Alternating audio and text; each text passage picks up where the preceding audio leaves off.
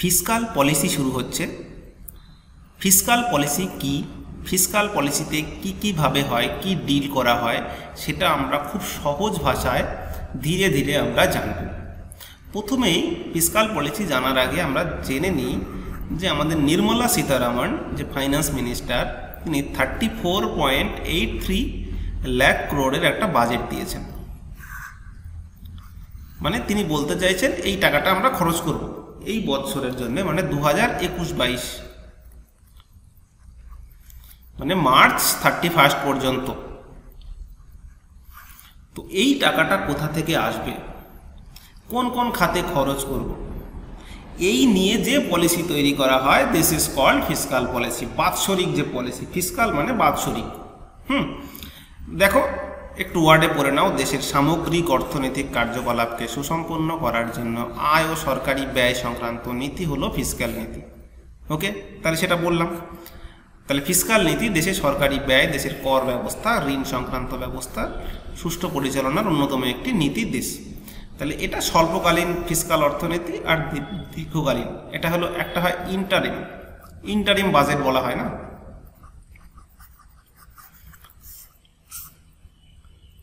আর এটা fiscal budget.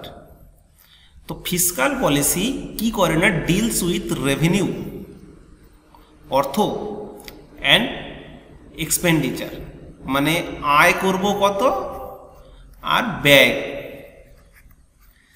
এটা নিয়েই হলো ফিসকাল পলিসি ডিল করে। তো এই ফিসকাল পলিসি যদি এই নিয়ে ডিল করে, তাহলে এই টাকাগুলো, রেভিনিউগুলো কোথা থেকে আসবে? আগে যদি টাকা না আসে তাহলে কীভাবে খরচ করবে? যেখান থেকে যেভাবে আসবে সেই টাকা হিসাবে খরচ করবে। যদি বেশি লাগে সেটা কোথা থেকে নেবে? উধার করতে হবে। আমি ধরো ঘর বানাচ্ছি, আমার কাছে লোন আছে 20 লাখের, আমার এটাতে 25 লাখ লাগছে, আমি 5 লাখ আর কোথা থেকে পাবো? বাইরে মার্কেট থেকে ধার করব, কোথা থেকে কি করব সেটা আমার ব্যাপার। এবার গভর্নমেন্ট কোথা থেকে কি করবে সেটা পড়াটাই হলো আমাদের ফিসকাল পলিসিতে মেন অবজেক্ট। তো এর অবজেক্টিভগুলো কি কি? ফিসকাল পলিসি দিয়ে আমি কি করব? অ্যাকচুয়ালি ফিসকাল পলিসি দিয়ে আমরা করি কি, গ্রোথ করি। দেশের যে গ্রস ডোমেস্টিক প্রোডাক্ট আছে সেটাকে বৃদ্ধি করার চেষ্টা করি, দেশের যে অর্থনীতিটাকে বিকাশ করার চেষ্টা করি, যেটা প্রাইসের যে স্টেবিলিটি, মানে কন্ট্রোলিং ইনফ্লেশন। ইনফ্লেশন যে চ্যাপ্টার আমরা পড়িয়েছি সেখানে বলেছি মুদ্রাস্ফীতি যদি বেড়ে যায় তাহলে যারা গরিব মানুষ তাদের জন্য খুব সমস্যা হয়ে যায়। ধরো 10 টাকার আলু যদি 20 টাকা হয়ে যায়, বা 1000 টাকার মোবাইল যদি 2000 টাকা হয়ে যায়, তাহলে যে বড়লোক, যার 1 লাখ টাকা রোজগার আছে তার কোনো এফেক্ট পড়বে না, ঠিক আছে, সমস্যা নেই। কিন্তু যে প্রতিদিন 200 টাকা রোজগার করে তার জন্য এফেক্টিভ, কারণ যে 200 টাকায় যে জিনিস, 200 টাকার মধ্যে দেখা গেলো 100 টাকায় যে জিনিস কিনতে পারতো সেটা এখন কিনতে 200 টাকা লাগবে, তাহলে তার ক্ষেত্রে খুব প্রবলেমেটিক। তো এই প্রাইসটাকে যাতে স্টেবলে আনা যায়, সবসময় চেষ্টা করা যায়, যাকে আরবিআই এই ইনফ্লেশন রেটগুলোকে কন্ট্রোল করে রেপো রেটের মাধ্যমে, তার গভর্নমেন্ট করে গভর্নমেন্ট সিকিউরিটির মাধ্যমে, বন্ডের মাধ্যমে। তো ইকুইটি মানে ভ্যালু মানে অর্থনৈতিক অবস্থা, এটাকে বৃদ্ধি করার চেষ্টা করাটা, অ্যাসেট ক্রিয়েট করা যদি বলতে পারো। ওকে, আর হলো সাস্টেনেবিলিটি, এটা নতুন একটা টার্ম যোগ হয়েছে, সাস্টেনেবল। এখন যে ডেভেলপমেন্ট হবে না, সে ডেভেলপমেন্টে গভর্নমেন্ট থেকে শুরু করে বিশ্বের সবাই চাইছে একটা সাস্টেনেবল গোল, মানে এনভায়রনমেন্টকে ক্ষতি না করে। আমরা দেখা গেল যে কোনো ফ্যাক্টরি করব, দেখা গেল এমন ফ্যাক্টরি করব সেখান থেকে যেন সিএফসি না বেরোয়। সিএফসিতে যদি খুব কম খরচাও হয়, সিএফসি ছাড়া আমরা রিপ্লেসমেন্টে অন্য কিছু খোঁজার চেষ্টা করব। এই সিএফসিকে দেব না, কারণ এটা ওজোন লেয়ার ক্ষতি করে। তাহলে ওজোন লেয়ার ক্ষতি করলে আমাদের পরিবেশের জন্য ক্ষতি হচ্ছে।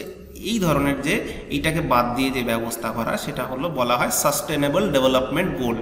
যে 17 সাস্টেনেবল ডেভেলপমেন্ট গোলের লক্ষ্য আছে। তো এর অবজেক্টিভ দেখলাম। এইবার আমরা মেন জায়গায় ঢুকি। এইবার তোমার কাছে মনে হলো যে গভর্নমেন্ট খরচ করবে, তাহলে গভর্নমেন্ট যদি খরচ করতে যায় তো গভর্নমেন্ট কোথা থেকে পাবে? সরকার, তুমি বলবে ট্যাক্স কালেকশন করে সেখান থেকে।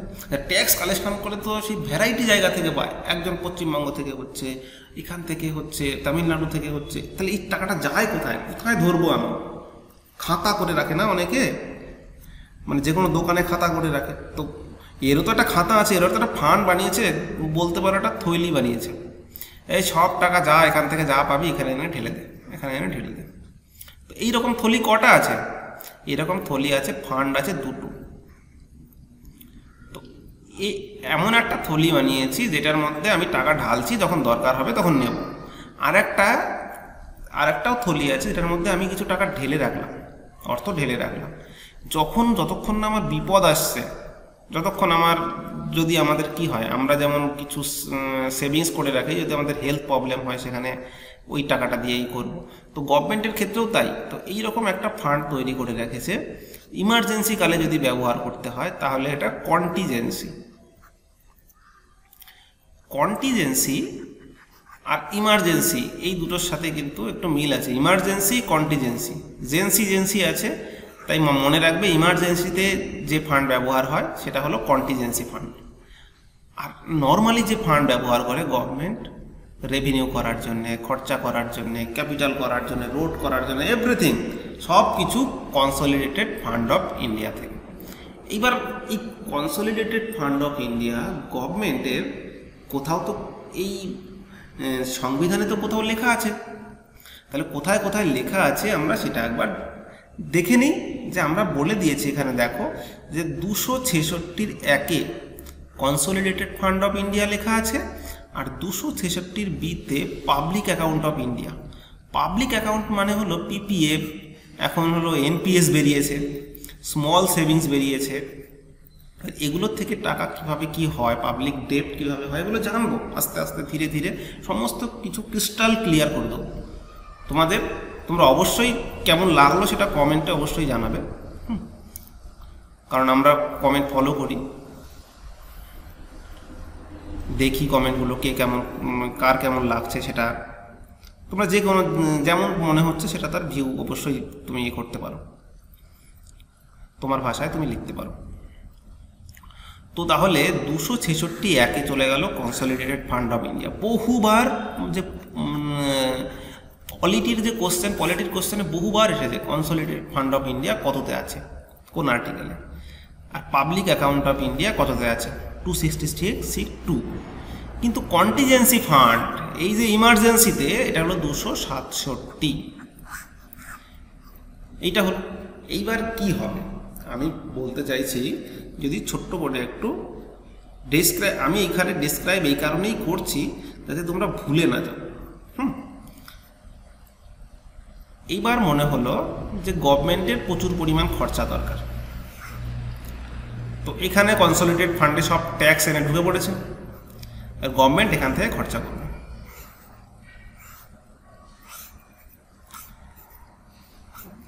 তারপরে কন্টিজেন্সি ফান্ডে আসলো, ধরো কোভিড-19 চলে আসলো হঠাৎ করে, তাহলে কোভিড-19 যখন চলে আসলো তখন কি হলো, কনসলিডেটেড ফান্ডের টাকা কম পড়ে যাচ্ছে, এখন টাকা দরকার, ইমার্জেন্সি বেসিসে ভ্যাকসিন কিনতে হবে, অনেক কিছু কিনতে হবে। তাহলে এ বলল যে কন্টিজেন্সি ফান্ড থেকে, এটা গভর্নমেন্টের, পার্লামেন্টের অ্যাপ্রুভ লাগে না, হ্যাঁ, এটা নিজে তোলা যায়, এবং তুলে কি করতে হবে, আবার যখন পার্লামেন্ট খুলবে পার্লামেন্টকে জানিয়ে আবার সেখানে কনসলিডেটেড ফান্ড থেকে কন্টিজেন্সিতে ভরে দিতে হবে। আমরা যেমন সেভিংসে করি, 2 লাখ টাকা রেখে দিয়েছিলাম একটা লকারে, শরীর খারাপ হলো, আমরা খরচ করলাম 1 লাখ টাকা, তখন আবার কি করব, আমরা ওই 2 লাখ টাকা ভরার জন্য আবার কিছু কিছু করে দিয়ে 2 লাখ টাকা ভর্তি করে দেবো, যাতে আমার আবার ইমার্জেন্সি আসলে আবার কাজে লাগে।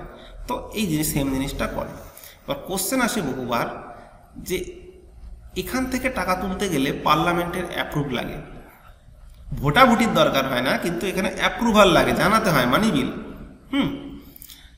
কিন্তু কন্টিজেন্সি থেকে করতে গেলে তোমার অ্যাপ্রুভাল লাগে না। আর পাবলিক অ্যাকাউন্ট থেকে করতে গেলেও পার্লামেন্টের অ্যাপ্রুভ লাগে না। ওকে, তো এরপরে আমরা কম্পোনেন্ট অফ ফিসকাল পলিসি। তাহলে কম্পোনেন্ট অফ ফিসকাল পলিসি, এই স্লাইডটাই সবচেয়ে বেশি ইম্পর্টেন্ট। শুধু বোঝার চেষ্টা করবে যে এই চ্যাপ্টারের মধ্যে, এই পেজের মধ্যে আমি কী কী বলছি। দরকার হয় খাতায় নোট ডাউন করে নাও।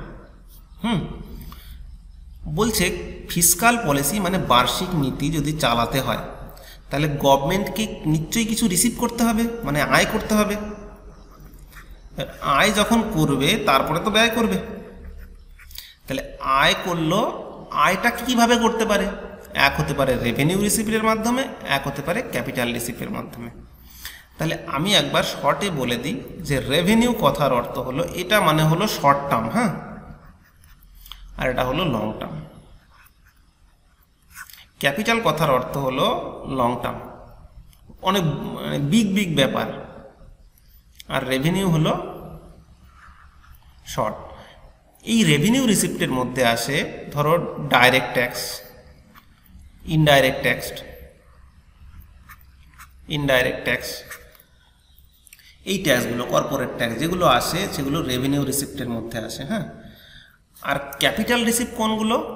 ধরো ক্যাপিটাল রিসিপ্ট হলো যেমন গভর্নমেন্ট যেগুলোকে, ধরো কোনো ব্যাংকে বিক্রি করে দিল, ধরো SBIকে বিক্রি করে দিল, নাহলে LICকে বিক্রি করে দিল, নাহলে এয়ার ইন্ডিয়াকে বিক্রি করে দিল, হ্যাঁ, এয়ার ইন্ডিয়াকে বিক্রি করে কিছু পয়সা পেল, RBIয়ের কাছ থেকে কিছু পয়সা পেল।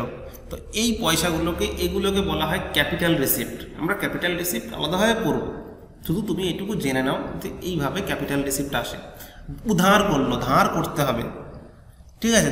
দেখা গেল কোনো পয়সার অভাব পড়ে গেল, এমন একটা প্রজেক্ট লঞ্চ করেছি, এমন একটা ড্যাম বানাবো, সেখানে 1 বিলিয়ন ধরেছিলাম, 5 বিলিয়ন লাগবে, তাহলে কাজটা তো ফেলে রাখা যায় না, তাহলে 4 বিলিয়ন ধার করে নেব।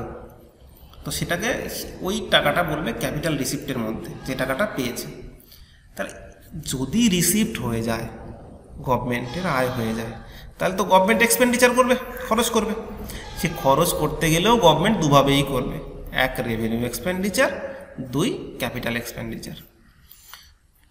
এবার আমি বলছি, ধরো কোনো কিছু সাবসিডি দেবে, কোনো ওয়েলফেয়ার স্কিম করবে, এই ধরনের কাজ যদি করতে যায় তাহলে যেই টাকাটা কাজে লাগবে সেটা হলো রেভিনিউ এক্সপেন্ডিচার। মানে ধরো West Bengal government revenue expenditure যদি বলা যায় তাহলে বলবো সবুজ সাথী, তারপরে বলবো যুবশ্রী, তারপরে বলবো রূপশ্রী, তারপরে বলবো লক্ষ্মীর ভাণ্ডার, এখন যেটা খুব বেশি চলছে। তো এগুলো দিয়ে অ্যাকচুয়ালি জানো তো, রেভিনিউ এক্সপেন্ডিচার দিয়ে দেশের খুব একটা বেশি লাভবান হয় না। দেশের কিছু গরিব লোকের হাতে কিছু পয়সা যায়, রেভিনিউ এক্সপেন্ডিচার যত বেশি হয় তত কি হয়, করাপশানটা বেশি হয়, করাপশানের পরিমাণটা বাড়তে থাকে। আর এগুলো দিয়ে, এগুলো হলো যে পলিটিক্স আছে, ভোট পলিটিক্স।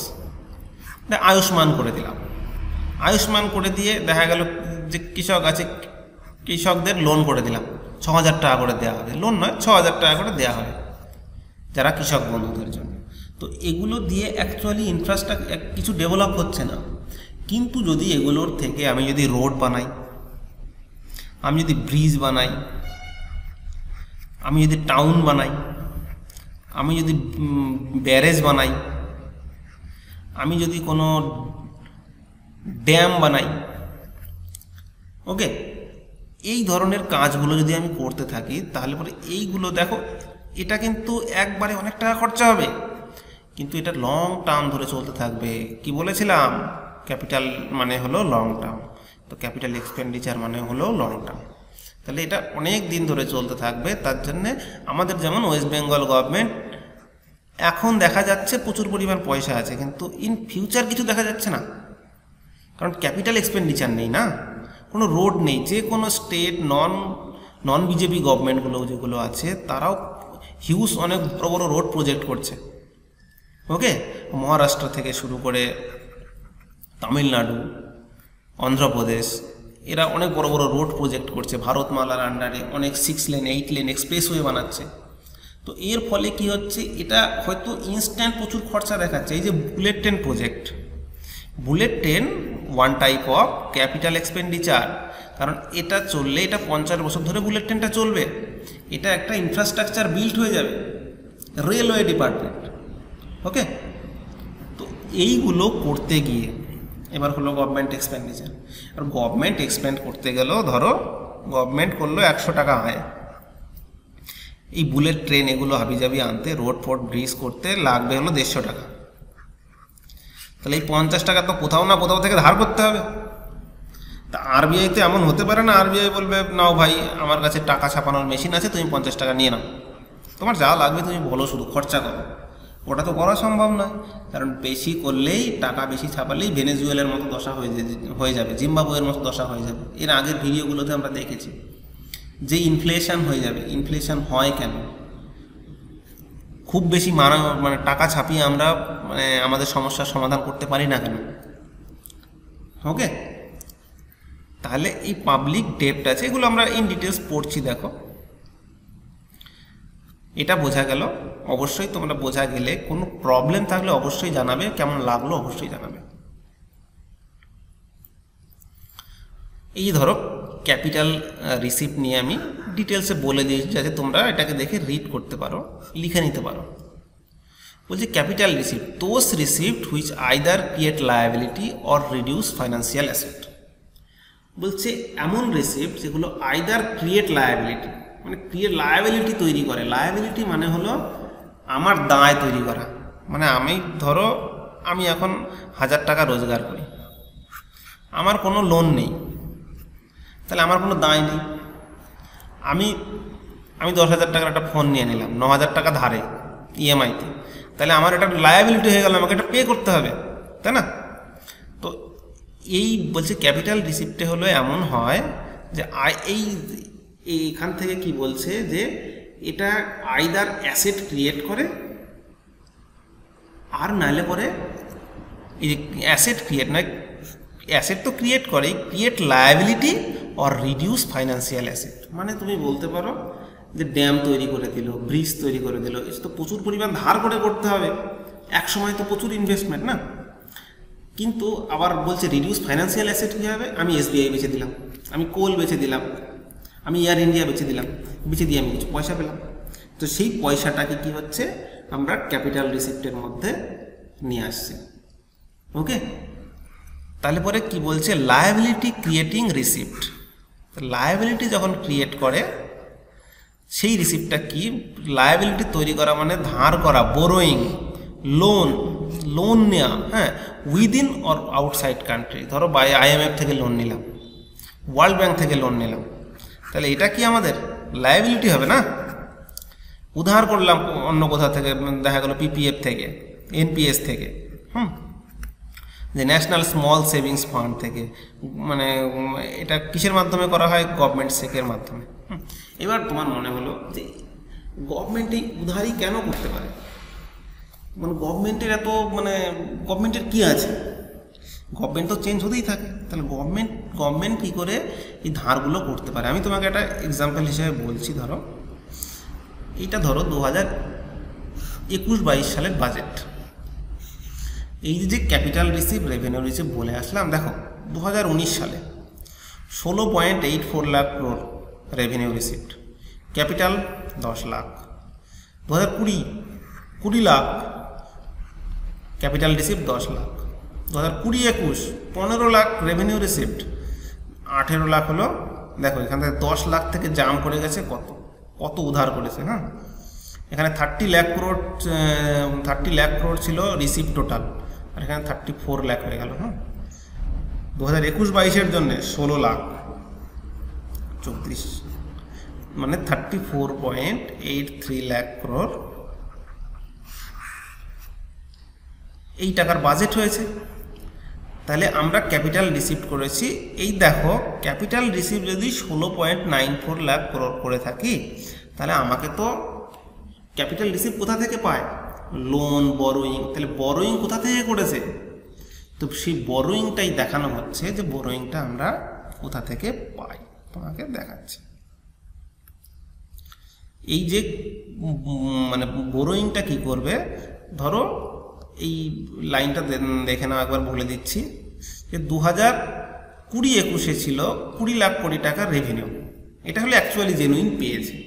এবার 10 লাখ কোটি টাকা ক্যাপিটাল রিসিপ্ট পেয়েছে, এর মধ্যে কিছু পেয়েছে কি কিছু পেয়েছে হলো ইনভেস্টমেন্ট করে, কিছু লোন ফোন দেওয়া ছিল সেগুলোর ইন্টারেস্ট পেয়ে, কিছু পয়সা পেয়ে, সেগুলোর মাধ্যমে কিছু পেয়েছে।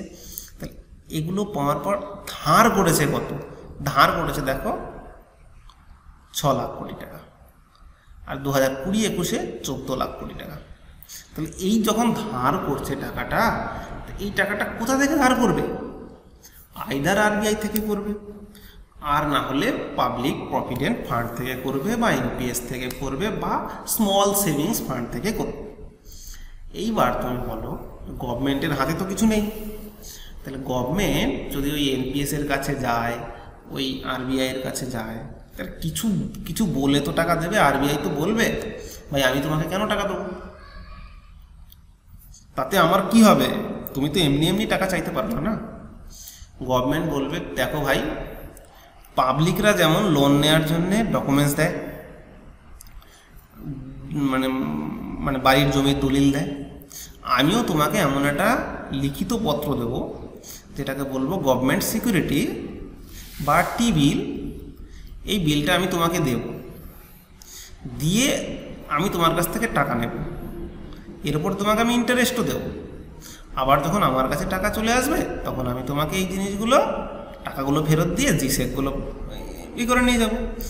আমি যে কোনো গভর্নমেন্ট যখনই আসবে, সে কিন্তু এই গভর্নমেন্ট সিকিউরিটির বদলে টাকা দিতে বাধ্য থাকবে। এটাকে বলা হয় হাইলি লিকুইড সিকিউরিটি। ওকে, তাহলে পরে আমরা জানলাম যে গভর্নমেন্ট কি করে লোনটা নিচ্ছে। তাহলে গভর্নমেন্ট সিকিউরিটি দিচ্ছে, সেই সিকিউরিটি দিয়ে বললো, ভাই তুমি এই দেখো, আমি 10 লাখ কোটি টাকার 15 লাখ কোটি টাকার সিকিউরিটি দিচ্ছি তোমাকে, তোমাকে আমি ফেরত দেবো, তুমি আমাকে টাকা দাও। এই কী করলো, এনপিএস হোক, এখান থেকে হোক কিছু নিল, আরবিআই কিছু নিল, আরবিআইয়ের থেকে কিছু করলো। ওর কাছে প্রচুর পরিমাণ ফান্ড থাকে জমা, কারণ 100 টাকা দিলে তো 3 টাকা তোমার কাছ থেকে রেখেই দেবে। এইভাবে প্রচুর জমে, এবং আরও টাকা ছাপানোর ব্যাপার আছে। তো এইভাবে গভর্নমেন্ট ওখান থেকে উধার করে বা ধার করে। বোঝা গেল? এইবার তারপরে আছে পাবলিক ডেপ্ট। পাবলিক ডেপ্ট দেখো, public ডেপ্ট include the total liabilities of the union government.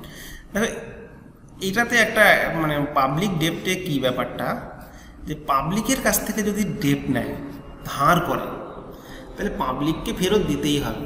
মানে বলতে চাইছি, ধরো পিপিএফে একজন টাকা জমিয়ে যাচ্ছে, আমি ধরো 5,000 টাকা করে জমিয়ে যাচ্ছি, গভর্নমেন্ট আমাকে ইন্টারেস্ট দেয়, গভর্নমেন্ট ওই টাকা নিয়ে খরচ করলো। আমার যখন টাইম শেষ হবে, তখন গভর্নমেন্ট, আমি যদি টাকা চাই, গভর্নমেন্ট আমাকে দিতে বাধ্য। আর এই টাকাটা গভর্নমেন্টের নয়, গভর্নমেন্ট শুধু ইউজ করছে। গভর্নমেন্ট আমাকে যেখান থেকে খুশি পারুক, সেখান থেকে আমাকে টাকাটা এনে দেবে। দিস ইজ কল্ড, ঠিক আছে? তো এইগুলোকে বলা হয় পাবলিক ডেপ্ট। তো এই পাবলিক ডেপ্ট আবার দুটো টাইপের হয়, নন মার্কেটেবল সিকিউরিটি আর মার্কেটেবল সিকিউরিটি। মার্কেটেবল যদি গভর্নমেন্ট সিকিউরিটি হয়, তাহলে সেগুলো G6 বা টি বিল বলা হয়। আর যদি নন মার্কেটেবল সিকিউরিটি হয়, তাহলে ইন্টারমিডিয়েট ট্রেজারি বিলস হতে পারে, state governments special security issued by national small savings fund এবং আদার হতে পারে।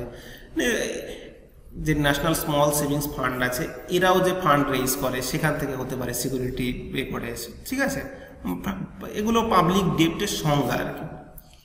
মানে এমন কোনো কোম্পানি বলল, সরকারি কোম্পানি বলল যে তুমি আমার কাছ থেকে এই একটা বিল ছাপিয়েছি, এই বিলটা তুমি যদি নাও, এটার দাম 1000 টাকা, কিন্তু তুমি কিনে নাও এটাকে 900 টাকায়। তুমি যখন 1 বছর পরে আমাকে দেবে, আমি তোমাকে 1000 টাকা দেবো। লোক দেখবে 10% প্রফিট, ঠিক আছে আমি নিয়ে নিই, তাহলে 1000 টাকা দিয়ে দেবে। তখন এই স্টেট গভর্নমেন্ট বা কোম্পানি বা ন্যাশনাল সেভিংসের কাছে 1000 টাকা ক্যাশ চলে আসলো। এই ক্যাশটা সে অন্য জায়গায় খরচ করতে পারে। এই সিকিউরিটি নিয়ে তো তার কোনো লাভ নেই, সে তো বানিয়ে ফেলতে পারে। সিকিউরিটি দিয়ে সে কোনো ইনফ্রাস্ট্রাকচার বা কিছু করতে পারবে না, ঘর বাড়ি করতে পারবে না, কিন্তু এই 1000 টাকা দিয়ে সে করতে পারবে। দিস ইজ কল্ড, ওকে? তো জিনিসগুলো এরকম একটু ডিফারেন্ট আছে, কারণ যে বেস চ্যাপ্টার আর কি ইকোনমিক্সে, সেটা এখান থেকেই শুরু হয়েছে অ্যাকচুয়ালি। এটার প্রচুর পরিমাণ কোশ্চেন আছে, প্রচুর পরিমাণ এর সাথে লিঙ্কড আছে, ট্যাক্সের সাথে লিঙ্কড আছে। হ্যাঁ, তো তো এইগুলো আমরা যখন পরে ট্যাক্স চ্যাপ্টার পড়বো আস্তে আস্তে জানবো। ডেফিসিট কীভাবে হয়, বাজেট কীভাবে হয়, ঘাটতি কীভাবে হয়, হ্যাঁ।